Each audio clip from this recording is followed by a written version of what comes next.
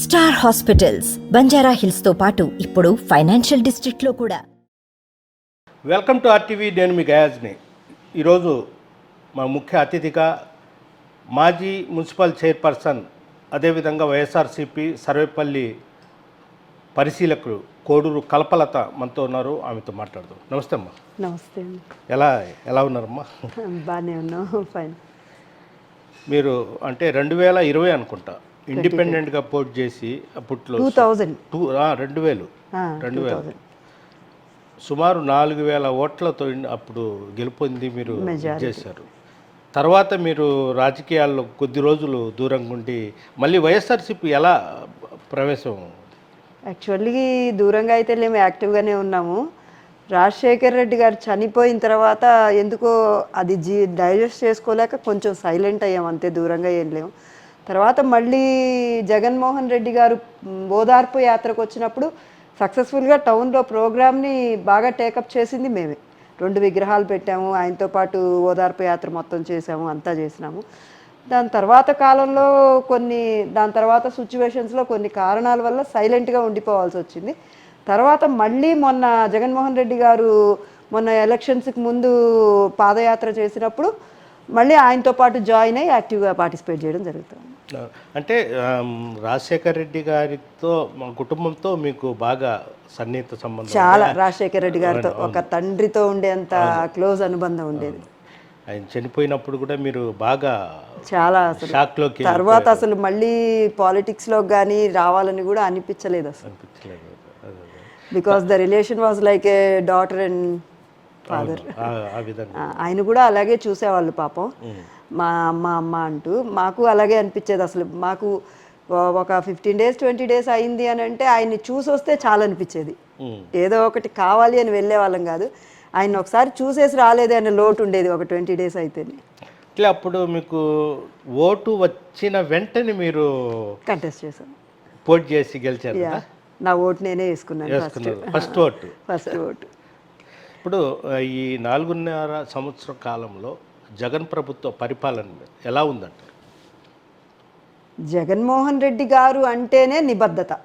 నిజంగా చెప్పాలంటే అది ప్రజలు ఆల్రెడీ గ్రహించిన నిజమే, నిబద్ధత. మామూలుగా రాజకీయాల్లో నాయకులు ఎలా ఉంటారు అని అంటే ఎలక్షన్కు ముందు ఏదో ఒక మేనిఫెస్టో పెట్టుకోవడం, ఏదో ఒక ప్రామిసులు చేసేయడం, ప్రజల్ని మభ్యపెట్టేదానికి కావచ్చు, ఓట్లు వేయించుకునేదానికి కావచ్చు, చేసేయడం.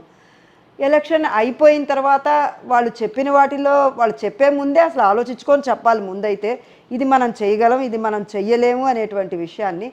కానీ అలా కాకుండా ఏదో ఒక రకంగా మనం ఓట్లు వేయించేసుకోవాలి, మనం గవర్నమెంట్ని ఫామ్ చేసేసేయాలి, మనం గెలవాలి అనే సహజంగా జరుగుతూ ఉంటుంది. కానీ రాజశేఖర్ రెడ్డి గారి టైం నుంచి కూడా ఈ యొక్క ట్రెండ్ని కొంత మార్చడం జరిగింది రాజశేఖర్ రెడ్డి గారు. ఏంటంటే మనం ప్రజలకు ఇచ్చిన మాటకి కట్టుబడాలి, ఏదైనా సరే, అది ఎంత కష్టమైనా సరే దాన్ని మనం నెరవేర్చి తీరాలి అని. అది రాజశేఖర్ రెడ్డి గారి టైం నుంచి కూడా ఈ యొక్క పద్ధతిని ఆయన స్టార్ట్ చేయడం జరిగింది. ఈరోజు ఉచిత కరెంట్ కావచ్చు, రైతులకి రూపాయి బియ్యం కావచ్చు, రైతులకి ఇచ్చేటువంటి మిగతా అన్నీ కూడా ఏదైనా కానీ ప్రాజెక్టులు కావచ్చు, ఏదైతే దానికి ఎగ్జాంపుల్ రాజశేఖర రెడ్డి గారు ఫస్ట్ ఎలక్షన్లో 99 ఎన్నికల్లో ఏవైతే ప్రామిసులు చేశారో వాటిని యాజ్ ఇట్ ఈజ్గా ఆ ప్రామిసులతోనే మళ్ళీ 2004 ఎలక్షన్లోకి రావడం జరిగింది. ఎందుకు అని అంటే ఆయన మళ్ళీ తిరిగి 2004 ఎలక్షన్కి వచ్చినప్పుడు నేను మళ్ళీ కొత్తగా ఇవి ప్రవేశపెడతాను, అవి ప్రవేశపెడతాను అని ఏమీ చెప్పలేదు. ఆయన ఉన్న పథకాలను నేను సక్రమంగా నెరవేరుస్తానని మాత్రమే చెప్పడం జరిగింది.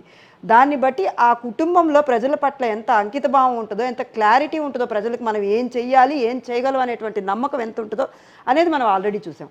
మరి ఆయన వారసుడుగా జగన్మోహన్ రెడ్డి గారు ఆయన ఇచ్చినటువంటి మేనిఫెస్టోలో ప్రతిదీ, ముఖ్యంగా జగన్మోహన్ రెడ్డి గారు ఈ మేనిఫెస్టోని తయారు చేయబోయే ముందు ప్రజలతో తనకున్నటువంటి అనుబంధాన్ని, ప్రజలతో తనకు పాదయాత్ర చేసినప్పుడు కావచ్చు, ఓదార్పు యాత్ర చేసినప్పుడు కావచ్చు, ఆయన ప్రతి కుటుంబాన్ని, ప్రతి గుండెని, ప్రతి పేదవాడిని తట్టడం జరిగింది, చూడడం జరిగింది, వాళ్ళ బాధలను అర్థం చేసుకోవడం జరిగింది.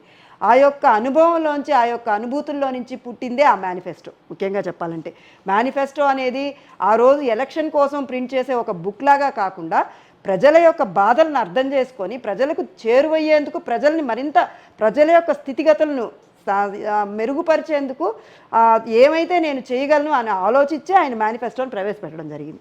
ఆ ప్రవేశపెట్టినటువంటి మేనిఫెస్టోని నాకు తెలిసినంత వరకు ఏ నాయకుడైనా, ఏ పార్టీ లీడర్ అయినా నేను ఛాలెంజ్ చేస్తూ ఉన్నాను, ఈరోజు జగన్మోహన్ రెడ్డి గారు మేనిఫెస్టోలో చెప్పినటువంటి ఏ నిజాన్నైనా వెనకేశాడా అనేది మీరు బహిరంగంగా వచ్చి చర్చించవచ్చు, నిరూపించవచ్చు.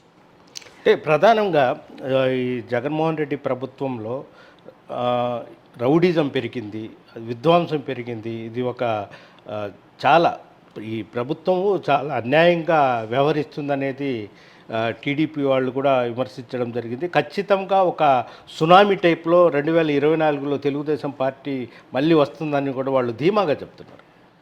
ఇప్పుడు తెలుగుదేశం వాళ్ళకి పాపం ఒక మైనస్ ఉంది పాపం. ఏంటంటే వాళ్ళు ఏదైనా చెప్పనియండి, వాళ్ళలో ఉన్న లోపాన్నే జగన్మోహన్ రెడ్డి గారిలో ఉందని చూపించేస్తారు. అది వాళ్ళకు ఒక పెద్ద మైనసో ఏమో నాకు తెలియదు. అసలు రాజకీయం రౌడీయిజం అనే దానికి పుట్టినిల్లే చంద్రబాబు నాయుడు. నువ్వు రౌడీయిజంతోనే మోసం చేసి వెన్నుపోటు పొరిచి నువ్వు అధికారంలోకి వచ్చావు. మరి ఆ రౌడీయిజం గురించి ఆ రోజు ఎమ్మెల్యేలు కొనడం కానించి అవన్నీ చేయడం కానించి అసలు నువ్వు చేసిన పనిని ఎవరో చేస్తున్నారని ఆరోపిస్తున్నావనంటే ప్రజలు దాన్ని గుర్తు చేసుకోకుండా నువ్వు ప్రజల్ని మభ్యపెడుతున్నావా, లేకపోతే నీ నైజం ఇది అనేది గుర్తించకుండా దాన్ని ముందే బురద జల్లేసి జగన్మోహన్ రెడ్డి గారి వేస్తున్నావు అనేది ప్రజలు స్పష్టంగా అర్థం చేసుకున్నారు. అటువంటిది ఏమీ జగన్మోహన్ రెడ్డి గారి పాలనలో లేదు. జగన్మోహన్ రెడ్డి గారు అంటే పేదల మనిషి, పేదలకు అందుబాటులో ఉండే మనిషి, పేదల కోసం అన్ని సామాజిక వర్గ ప్రజలకు ఉదయం లేస్తే జగన్మోహన్ రెడ్డి గారి ఆలోచన ఆ విధానాలన్నీ కూడా పేద ప్రజల చుట్టూ, నా ఎస్సీలు, నా బీసీలు, నా ఎస్టీలు అని వాళ్ళ చుట్టూ ఆయన ఆలోచనలు, ఆయన పథకాలు, ఆయన ఒక సంక్షేమ పథకాలు కావచ్చు, ఆయన వేసే ప్రతి అడుగు ముడిపడిందే కానీ అక్కడ రౌడీయిజానికి కానీ వీటన్నిటికీ అసలు తావే లేదని నేను భావిస్తా ఉన్నాను. అదేవిధంగా ఈ సిట్టింగ్లు అంటే ఉమ్మడి నెల్లూరు జిల్లాలో మొత్తం మీద ఈ సిట్టింగ్లో కొంతమంది మారుస్తున్నారు. అందులో భాగంగా అంటే గూడూరు తిరుపతి జిల్లాకు వస్తుంది. ఇక్కడ ప్రజెంట్ ఎమ్మెల్యేని కూడా మార్చాలనే ఒక ప్రచారం అయితే జరుగుతుంది. దాన్ని మీరేమంటారు? ఈ ఒక పార్టీ పెద్దగా, ఒక పార్టీ అధ్యక్షుడిగా తిరిగి మళ్ళీ ఎన్నికల్లోకి పోబోయే ముందు ఏది మంచి ఏది చెడ్డ అనేది విశ్లేషించుకొని తదనుగుణంగా నిర్ణయాలు తీసుకొని మళ్ళీ తిరిగి ప్రభుత్వాన్ని నిలబెట్టుకోవాల్సినటువంటి బాధ్యత ఎంతైనా జగన్మోహన్ రెడ్డి గారి మీద ఉంది. కాబట్టి మరి సర్వే రిపోర్టుల ప్రకారం కావచ్చు, ఇంకేదైనా కావచ్చు, ఒక్కొక్కసారి ఈరోజు ప్రజలందరికీ జగన్మోహన్ రెడ్డి గారి మీద అయితే సంపూర్ణమైనటువంటి నమ్మకం ఉంది. మరి ఈ ఒక గూడూరు మీదనే కాదు, రాష్ట్ర వ్యాప్తంగా కూడా కొంతమంది అభ్యర్థుల్ని మార్చే ఆలోచనలో ఉన్నట్టుగానే మనం అందరం వింటా ఉన్నాము. మరి గెలుపు కోసం ఆయన చేస్తారు అని చెప్తున్నారు, లేదు కొనసాగిస్తారు అని చెప్తా ఉన్నారు. అది పార్టీ అధ్యక్షుడిగా వారి యొక్క నిర్ణయం, వారి యొక్క వెసులుబాటు ప్రకారం తీసుకోవడం జరుగుతుంది అని ఆయన ఎమ్మెల్యేగా 2019 టికెట్ ఇచ్చాడు, కొంతమంది మంత్రులను కూడా చేశాడు. ఇప్పుడు 2024 ఈ సర్వేల ప్రకారం ఆయన ఎందుకు టికెట్ ఇవ్వలేని పరిస్థితుల్లో వాళ్ళు తిరుగుబాటు చేస్తారు. అలాంటి వాళ్ళని మీరు ఎలా చూస్తారు? ఈరోజు వాస్తవంగా చెప్పాలంటే చాలామంది ఎమ్మెల్యేలకు కూడా, చాలామంది కూడా మనం నిజంగా ఒప్పుకోవాల్సిన పరిస్థితి ఏంటి అని అంటే కౌన్సిలర్గా గెలిచేందుకు కూడా అర్హత ఉందో లేదో ప్రశ్నించుకునే చాలామందిని అత్యున్నతమైన స్థానంలో ఎమ్మెల్యేలుగా కూర్చోబెట్టడం జరిగింది. అది కేవలం ఆయన ఇచ్చిన మాట కోసం, నిబద్ధత కోసం వాళ్ళకి ఎమ్మెల్యే టికెట్లు ఇవ్వడం జరిగింది. మరి అంతలా అందలం ఎక్కించిన తర్వాత ఆ యొక్క స్థానాన్ని కొంతమంది కాపాడుకోలేకపోయినప్పుడు మరి వాళ్ళని మార్చాలి కదా. ఖచ్చితంగా పార్టీ భవిష్యత్తు గురించి, ప్రజల సంక్షేమ పథకాలు కొనసాగించడం గురించి ఆలోచించాల్సినటువంటి బాధ్యత అధ్యక్షుడిగా జగన్మోహన్ రెడ్డి గారి మీద ఉంది. కాబట్టి ఒకవేళ అక్కడ మార్పు అనివార్యం అయినప్పుడు వాళ్ళని మార్చడం అనేది తప్పదు. మార్చినప్పటికి కూడా జగన్మోహన్ రెడ్డి గారిలో ఒక గొప్ప గుణం ఉంది. పార్టీ కోసం ఈరోజు ఇక్కడ ఎంపీగా పోటీ చేసి ఓడిపోయినటువంటి దుర్గాప్రసాద్ గారు ఉన్నారు. ఆయన చివరి విషయంలోనే పార్టీలోకి రావడం జరిగింది, ఆయనకి పార్టీ టికెట్ ఇవ్వడం జరిగింది. అనుకోని విధంగా ఆయన మరణిస్తే కొడుకు తిరిగి ఎమ్మెల్సీ ఇచ్చైనా సరే వారికి ఇచ్చినటువంటి ప్రామిస్ని కొనసాగించడం జరుగుతూ ఉంది. అదేవిధంగా ఈరోజు పార్టీ పరిస్థితుల రీత్యా కావచ్చు, లోకల్ పరిస్థితుల రీత్యా కావచ్చు, కొంతమందిని మార్చాలి అనేటువంటి నిర్ణయాన్ని అధ్యక్షుడు తీసుకున్నప్పుడు ఈరోజు మంచో చెడో ఈ పార్టీ ప్రజల సంక్షేమం కోసం పనిచేస్తూ ఉంది. నిజంగా మీకు అందరికీ ప్రజా సంక్షేమమే మీ యొక్క ధ్యేయం అయితే జగన్మోహన్ రెడ్డి గారి వెంట నడవాలే కానీ వీళ్ళంతా కూడా ఈ తిరుగుబాటు చేసే వాళ్ళంతా కూడా అధికార దోహంతో అల్లాడే వాళ్లే కానీ ప్రజల సంక్షేమం కోసం పాటుపడే వాళ్ళు కాదు అని నేను భావిస్తూ ఉన్నాను. వాళ్ళకి ప్రజల సంక్షేమం ముఖ్యమైతే జగన్మోహన్ రెడ్డి గారి యజ్ఞమే అది. ఉదయం లేస్తే ఆయన చేసేదే సంక్షేమ పథకాల అమలు, ప్రజా సంక్షేమం, అన్ని వర్గాల ప్రజలకు అభివృద్ధి. మీకు ప్రజా సంక్షేమం కావాలి, జగన్మోహన్ రెడ్డి గారి నాయకత్వం కావాలి అనుకుంటే ఖచ్చితంగా మీరు కొంత దూరం సైలెంట్గా ఉంటే ఈ పార్టీలో గుర్తింపు ఉంటుంది అని నేను భావిస్తూ ఉన్నాను. జగన్మోహన్ రెడ్డి గారు తిరిగి మీకు మళ్ళీ ఆ స్థానాన్ని ఏదో ఒక రకంగా భర్తీ చేయడం జరుగుతుంది. ఈరోజు సిచ్యువేషన్ దృష్ట్యా మీరు మిమ్మల్ని మార్చినప్పటికి కూడా అలా కాదు, మాకు అధికారం, మాకు ఎమ్మెల్యే పదవులే ముఖ్యం అని అనుకున్నప్పుడు అటువంటి వాళ్ళ వల్ల పార్టీకి పెద్ద ఒదిగేదే ఉండదని నేను భావిస్తూ ఉన్నాను. అదేవిధంగా 2024లో మళ్ళీ వైఎస్ఆర్సీపీ అధికారంలోకి రాకూడదు అనే ఎజెండాతోనే పవన్ కళ్యాణ్ వస్తున్నాడు. పవన్ కళ్యాణ్ వల్ల పార్టీ మీద ప్రభావం ఎక్కువ ఉండొచ్చు అంటారా? తెలంగాణ ప్రజలు ఏం చేశారో ఆంధ్ర ప్రజలు అదే చేయబోతున్నారు. ఇక పవన్ కళ్యాణ్ గారి గురించి ఎక్కువ మాట్లాడుకునే కొంది మనకు టైం వేస్ట్ తప్పితే పెద్దగా ఇంకేం ఉండదని నేను భావిస్తూ ఉన్నాను. ఆల్రెడీ తెలంగాణ ప్రజలు ఆయనకు ఒక పెద్ద తీర్పు ఇచ్చేశారు. పాపం డిపాజిట్లు గల్లంత అయిపోయాయి. ఆల్రెడీ ఆంధ్ర ప్రజలు మొన్న ఎన్నికల్లో ఇచ్చారు 2019లో. కనీసం నీ స్థానమే నువ్వు గెలవలేకపోయావు. మొన్న మళ్ళీ తెలంగాణలో నీ స్థానాన్ని నువ్వు మళ్ళీ నీ స్థితిగతులు నువ్వు పరీక్షించుకున్నావు. ఈసారి డిపాజిట్లే గల్లంత అయిపోయాయి. మళ్ళీ పాపం మూడోసారి ఒక్కసారి పరీక్షించుకుంటే పూర్తిగా ఇంటికి వెళ్ళిపోయే ఉద్దేశంలో ఉండాడేమో, పంపించేద్దాం. అదేవిధంగా మీకు శిశు సంక్షేమ శాఖ పిల్లలకు సంబంధించి దాన్ని రీజనల్ చైర్పర్సన్ పదవి కూడా ఇచ్చారు. మీరు ఎందువల్ల పెద్దగా యాక్టివ్గా దాని మీద దృష్టి పెట్టడం లేదు? యాక్టివ్గానే ఉన్నాము. దానికి ఫండ్స్ అది మంచి ఇదేను, ఫండ్స్ అవి కూడా దండిగానే ఉన్నాయి.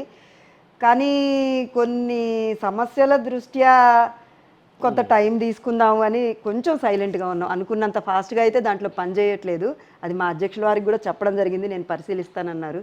లోకల్గా అక్కడ ఈ మధ్య చాలా అక్కడ అన్నీ ఉన్నాయి సంబంధించింది. మనం ఇన్వాల్వ్ అవ్వబోయే ముందు ఏదైనా సరే పేదవాడికి న్యాయం జరగకపోయినా అన్యాయం జరగకూడదనే జగన్మోహన్ రెడ్డి గారి అజెండా. దానికి అనుగుణంగానే మేము ఎప్పుడు నడుచుకుంటాం. కాబట్టి ఈ మధ్యనే ఈ మళ్ళీ పార్లమెంట్ కాన్స్టిట్యూన్సీస్ మార్చడం, జిల్లాలు మార్చడం, దాంట్లో అక్కడ అడ్మినిస్ట్రేషన్ లోపాలు ఉన్నాయి, ఇవి ఉన్నాయి.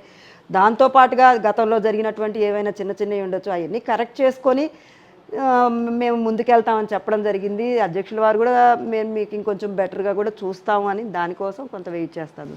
అంటే మీరు వైఎస్ రాజశేఖర రెడ్డి కుటుంబం అంటే ప్రాణం చాలా. ఇప్పుడు వైఎస్ షర్మిల గారు ఇటీవల ఒక 2 రోజుల కిందట కాంగ్రెస్ పార్టీలో చేరడం జరిగింది. కాంగ్రెస్ పార్టీ ఆంధ్రప్రదేశ్ పగ్గాలు కూడా చేపట్టుకుంది. ఎలా చూస్తారు ఆమె? ప్రజాస్వామ్యంలో ఎవరికైనా ఓటేసే హక్కు ఏ విధంగా అయితే ప్రజలకు ఉంటుందో అదేవిధంగా ఏ పార్టీ నాయకత్వాన్ని, ఏ పార్టీనైనా ఎంచుకునేటువంటి హక్కు నాయకులకు కూడా ఉంటుంది ఖచ్చితంగా. తదనుగుణంగానే షర్మిల గారికి తన పార్టీ పాపం నడపలేననుకునిందో, లేదు కాంగ్రెస్తో విలీనం చేస్తే బలపడతాననుకునిందో, అది తన రీజన్స్ తనవి. కాంగ్రెస్లోకి చేరడం జరిగింది. ప్రస్తుతానికైతే కాంగ్రెస్ పార్టీ వల్ల మన రాష్ట్రం పెద్దగా, షర్మిల గారి వల్ల కానీ కాంగ్రెస్ పార్టీ వల్ల కానీ పెద్దగా మన రాష్ట్రంలో ప్రభావం ఉంటుంది అని అయితే నేను అనుకోవట్లేదు. షర్మిల గారు మీకు ఆహ్వానిస్తే మళ్ళీ షర్మిల వెళ్తారా? అంటే మీ ఫ్యామిలీ కాంగ్రెస్ కదా ఫస్ట్ నుంచి. ఒరిజిన్ ఫ్రమ్ కాంగ్రెసేను. కానీ ఈ ప్రస్తుతానికి ప్రజలకు చేరువలో ఉండాలి అనే ఉద్దేశంతోనే ఉన్నాం. కాబట్టి ప్రజల సంక్షేమం చెయ్యాలి అని అంటే ఈ జగన్మోహన్ రెడ్డి గారి పథకాలు అవన్నీ ప్రజలకు లబ్ధి చేకూరుతున్నాయి. కాబట్టి జగన్మోహన్ రెడ్డి గారితోనే నడవాలని ఉంది. ఎటు తిరిగినా ఆమె రాజశేఖర రెడ్డి గారి బిడ్డే, ఈయన రాజశేఖర రెడ్డి గారి బిడ్డే, ఆ ఫ్యామిలీతోనే నడుస్తున్నామనే తృప్తి అయితే ఉంది. కాబట్టి ప్రస్తుతానికి జగన్మోహన్ రెడ్డి గారితోనే కొనసాగుదాం అని అనుకుంటా ఉన్నాం. ఇప్పుడు మీరు గూడూరు మున్సిపల్ చైర్పర్సన్గా ఉన్నప్పుడు ఎంతో అభివృద్ధి చేశారు. కొన్ని అంటే ఈ 4.5 సంవత్సరంలో ఈ గూడూరు మున్సిపాలిటీ అభివృద్ధి ఎలాంటి పనులు చేశారు? అదే మీరు కూడా జగన్మోహన్ రెడ్డికి చెప్పి చేయించుకోవడాలు అట్లా? ఈ 4.5 సంవత్సరాల్లో గతంలో మేమైతే ఈరోజు టౌన్లో కనిపించే ప్రతి సిమెంట్ రోడ్డు మా హయాంలో వేయబడింది. ప్రతి సిమెంట్ రోడ్డు. దాంతోపాటుగా మున్సిపల్ ఆఫీస్ బిల్డింగ్ మేము చేసినటువంటి అభివృద్ధి. మున్సిపల్ ఆఫీస్కి అప్పుడెప్పుడో మున్సిపాలిటీ ఏర్పడినప్పటి నుంచి ఉన్నటువంటి ఓల్డ్ బిల్డింగ్లోనే అడ్మినిస్ట్రేషన్ కొనసాగించడం జరుగుతూ ఉండింది.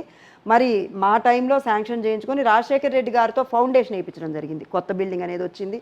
తర్వాత పర్మనెంట్ వాటర్ స్కీమ్ అనేది వచ్చింది. అక్కడి నుంచి మన కండలేరు నుంచి వాటర్ స్కీమ్ అనేది తీసుకురావడం జరిగింది, సురక్షితమైన మంచినీటి పథకం. దాంతోపాటుగా కొన్ని ఏరియాలకి వాటర్ సప్లై సరిగా అందక వాళ్ళు ఇబ్బంది పడుతుంటే వాళ్ళ కోసం ఆ పర్టికులర్ ఏరియాలో ఓవర్ హెడ్ ట్యాంక్స్ కట్టించడం జరిగింది. ఇంకా చాలా డెవలప్మెంట్ కూడా మేము చూపించడం జరిగింది. మా టైంలో మేము చేయకుండా నిలిచిపోయిన అభివృద్ధి కొన్ని ఉండేటివి. వాటిల్లో ముఖ్యమైనది ఈరోజు రైతు బజారు మన ఎమ్మెల్యే గారు చేసి చూపించారు. దాంతోపాటు అప్పుడు బాగానే ఉండింది, ఇప్పుడు శిథిలావస్థకు వచ్చినటువంటి టవర్ క్లాక్ని కూడా ఎమ్మెల్యే గారు పునర్నిర్మాణం చేపట్టారు. మేడం ఒకటి ఇప్పుడు ఫ్లైఓవర్ బ్రిడ్జి మీ హయాంలోనా ఏర్పాటు చేసింది? అది చాలా సంవత్సరాల నుంచి అట్నే, ఎందువల్ల అసలు కరెక్ట్గా చెప్తా ఉన్నారు. నేను ఎన్నికల్లో కంటెస్ట్ చేసినప్పుడు మీడియా సోదరులందరూ కూడా నాకు ఒక అడ్వైజ్ ఇవ్వడం జరిగింది. మీరు ఏదైనా ప్రామిస్ చేయడమ్మా, గడిచిన 50 సంవత్సరాల నుంచి కూడా ఈ సురక్షిత మంచినీటి పథకం ఒకటి, రెండోది ఫ్లైఓవర్ ఒకటి, ఈ 2 ఎన్నికల ప్రామిస్లుగానే మిగిలిపోతా ఉన్నాయి అన్నట్టుగా అన్నారు. కానీ అప్పటికీ అది పెండింగ్గానే ఉండింది. మా హయాంలోనే దానికి ఫౌండేషన్ వేయడం జరిగింది. అప్పుడు 5 మంది సెంట్రల్ మినిస్టర్లు, లాలూ ప్రసాద్ యాదవ్ గారు, పనబాగ లక్ష్మి గారు, అనంత్ కుమార్ గారు, ఇంకొక 2 సెంట్రల్ మినిస్టర్లు అందరూ కూడా వచ్చి ఫౌండేషన్ వేయడం జరిగింది. దానికి టెండర్లు పిలిచి డెవలప్మెంట్ అయితే చేపట్టారు. కానీ తరువాత రీఎస్టిమేషన్స్ తీసుకొని ఏదో ఎస్టిమేషన్స్ మారాయని, పెరిగాయని, ఇచ్చినటువంటి ఫండ్స్ ఆగిపోయాయని దాన్ని ఆపివేయడం జరిగింది.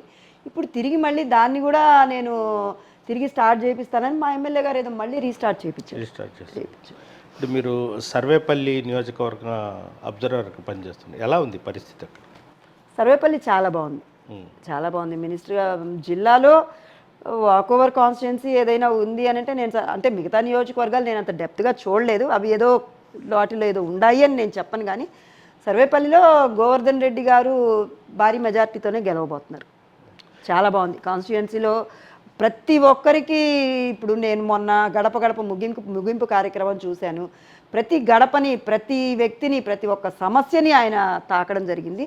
దాంతోపాటుగా మిగతా దగ్గరలో ఎలా జరుగుతుందో నాకు తెలియదు, కానీ అక్కడ వచ్చినటువంటి సమస్యలు ఎన్ని, పరిష్కరించబడినవి ఎన్ని, పరిష్కారం కావాల్సినవి ఎన్ని, ఎందుకు ఇవి పరిష్కరించలేవి అనేటివి కూడా ప్రజలకు అందుబాటులో ఉండి చెప్పడం అనేది నాకు చాలా అసలు అనిపించింది. ఒక పారదర్శకతని గోవర్ధన్ రెడ్డి గారు మెయింటైన్ చేస్తూ ఉన్నారు. ఏదైనా వచ్చినటువంటి అర్జీని డిస్పర్స్ చేయడంలో, ఆ ప్రజల విజ్ఞప్తుల్ని స్వీకరించి వాటిని పరిష్కరించడంలో, అదేవిధంగా కూడా 24 గంటలు మంత్రి అయినప్పటికీ కూడా, మామూలుగా మంత్రి అయితే రాష్ట్ర స్థాయిలో ఆయనకి ఎన్నో కార్యక్రమాలు ఉంటాయి, కానీ ఎమ్మెల్యేగా ఉన్నప్పుడు కంటే కూడా మరింత చేరువుగా ప్రజలకు ఈరోజు ఆయన పనిచేస్తూ ఉన్నారు.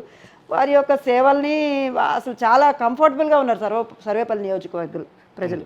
మా ఎమ్మెల్యే గారు మాకు అందుబాటులో ఉన్నారు, మాకు ఇంకేం కావాలి అనేటువంటి ఫీలింగ్లో ఉన్నారు. కాబట్టి భారీ మెజార్టీతోనే గోవర్ధన్ రెడ్డి గారు సర్వేపల్లిలో గెలవబోతున్నారు. అంటే జగన్మోహన్ రెడ్డి ప్రవేశపెట్టిన పథకాలు బాగా చేరువులోకి తీసుకొచ్చారు మినిస్టర్ గారు. పథకాలు పెట్టినప్పటికి కూడా వాటిని అందిపుచ్చుకొని ప్రజల్లోకి తీసుకుపోవాల్సినటువంటి బాధ్యత కూడా ఎమ్మెల్యేల మీద ఉంటుంది కదా. దాన్ని చేయడంలో దాంతో పాటుగా ఒక్కొక్క దగ్గర అవసరమైన దగ్గర ఆయన పర్సనల్గా కూడా రియాక్ట్ అవ్వడం జరుగుతూ ఉంది. అంటే ఇప్పుడు గూడూరు నియోజకవర్గం రిజర్వేషన్, ఎస్సీ రిజర్వేషన్, మున్సిపాలిటీ కూడా ఎస్సీ రిజర్వేషన్, మున్సిపాలిటీ పెండింగ్లో ఉన్నట్టు ప్రస్తుతానికి పెండింగ్లో. ఏ రిజర్వేషన్ అనేది కూడా ఏం డిసైడ్ అవ్వలేదు. ఈ మేజర్ పంచాయతీ మున్సిపాలిటీ గ్రేడింగ్ చేయడం వల్ల కొన్ని పంచాయతీలో మమ్మల్ని ఇక్కడ కలిపారు, అది మాకు అంత ఇష్టం లేదని ఏదో స్టేకి వెళ్ళినట్టున్నారు. సో ఈ ప్రస్తుతానికి ఎలక్షన్ పెండింగ్లో ఉంది. ఇప్పుడు రేపు గూడూరు నియోజకవర్గం వైఎస్ఆర్సీపీ టికెట్ మార్చే సమయంలో మీకు ఖచ్చితంగా సలహాలు, సూచనలు తీసుకుంటారు కదా అధిష్టానం వైఎస్ఆర్సీపీ. అలాంటప్పుడు మీరు ప్రజెంట్ సిట్టింగ్ ఎమ్మెల్యేకే సపోర్ట్ చేస్తారా, లేదంటే మిగిలిన ఒకరిద్దరు ఉన్నారు కదా వాళ్ళ వైపు వెళ్తారా?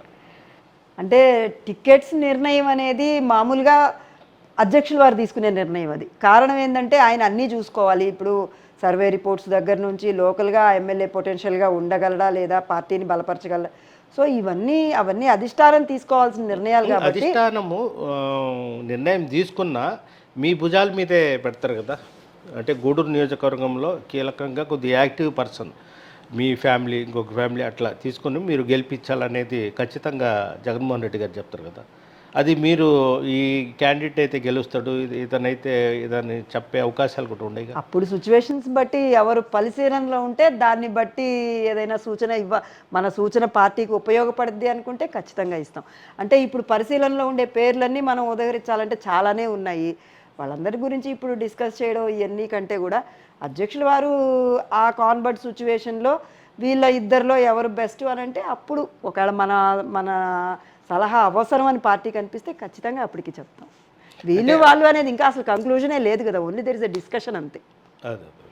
డిస్కషన్లో ఉండే టైంలో మనం కామెంట్ చేయడం అనేది అనవసరంగా పబ్లిక్కి రాంగ్ ఇన్ఫర్మేషన్ ఇచ్చినట్టు అవుద్దేమో. So we don't want to disturb the decision of party and also the thinking of people. Okay. మీకు. టోటల్ మీద 2024లో మళ్ళీ అధికారంలోకి జగన్మోహన్ రెడ్డి ఖచ్చితంగా రాబోతున్నారు. జగన్మోహన్ రెడ్డి గారు తిరిగి మళ్ళీ అధికారంలోకి రాబోతా ఉన్నారు. ప్రజలందరికీ కూడా తిరిగి మళ్ళీ సంక్షేమ పథకాల వెల్లువ విరేయబోతా ఉంది. ఈరోజు ప్రతి సంక్షేమ ప్రతి కుటుంబం ఈరోజు 1,00,000 అనే పేరు మేము పలకగలమో లేదో అనేటువంటి కుటుంబాలు లక్షల రూపాయల పథకాలని అనుభవించడం జరుగుతూ ఉంది. 1,00,000 అనేది మనం చూడగలమో పలకగలమో అని భయపడ్డ కుటుంబాలు ఈరోజు చాలా భద్రతలో ఉన్నాయి. ఈరోజు మహిళలు నిజంగా మహిళా సాధికారత కోసం వాళ్ళ కాళ్ళ మీద వాళ్ళు నిలబడడం కోసం ఆయన ప్రవేశించినటువంటి పథకాలన్నీ కూడా నా భూతో నా భవిష్యత్తు. నిజంగా ఏ ముఖ్యమంత్రికి రానటువంటి ఆలోచన జగన్మోహన్ రెడ్డి గారిది. మరి ఇన్ని సంక్షేమ పథకాలని ఎవరూ వదులుకోవాలని అనుకోరు కాబట్టి తిరిగి జగన్మోహన్ రెడ్డి గారికి మన వైఎస్ఆర్సీపీకి పట్టం కట్టబోతా ఉన్నారు. భారీ మెజారిటీతో తిరిగి మనం అధికారాన్ని చేపట్టబోతా ఉన్నాం. ఇది పరిస్థితి. 2024లో కూడా జగన్మోహన్ రెడ్డి ఖచ్చితంగా మళ్ళీ సీఎం అవుతారు. అదేవిధంగా నిరుపేదల కోసం పాటుపడి ఆయన్ని ప్రజలే ఎన్నుకుంటారని కూడా కల్పనతగా చెప్తున్నారు. వీడియో ప్రదీప్తో గయాజ్, RTV గూడూరు నుంచి. మరిన్ని వీడియోస్ కోసం ఛానల్ ని సబ్స్క్రైబ్ చేయండి. లేటెస్ట్ అప్డేట్స్ కోసం వాట్సాప్ ఛానల్ ని ఫాలో చేయండి. అండ్ లింక్ డిస్క్రిప్షన్ లో ఉంది.